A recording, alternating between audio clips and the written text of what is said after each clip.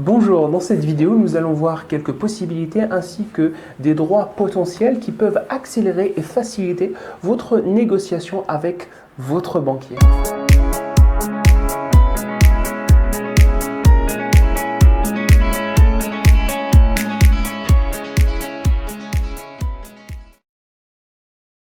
Pendant votre phase de préparation, renseignez-vous sur vos droits et les possibilités qui s'offrent à vous. Par exemple, si vous voulez demander un prêt à la banque pour lancer un projet, posez-vous les questions suivantes. Premièrement, renseignez-vous sur les éventuelles aides auxquelles vous avez droit.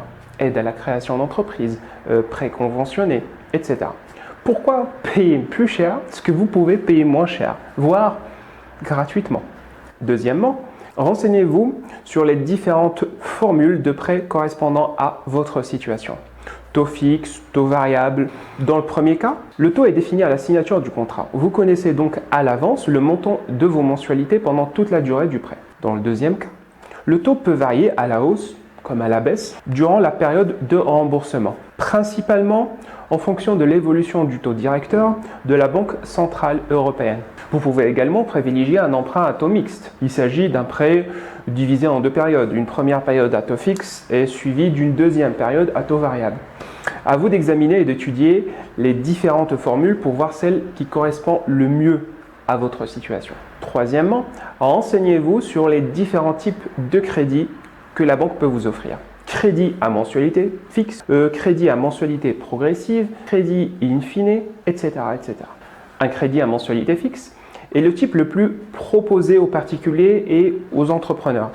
C'est le crédit traditionnel qui permet à chaque mensualité de rembourser une partie du capital plus les intérêts. Un crédit à mensualité progressive, c'est un crédit qui est accordé principalement pour des projets immobiliers et dont la mensualité augmente chaque année en fonction d'un pourcentage connu à l'avance. Généralement, on parle de 1 à 2% d'augmentation annuelle.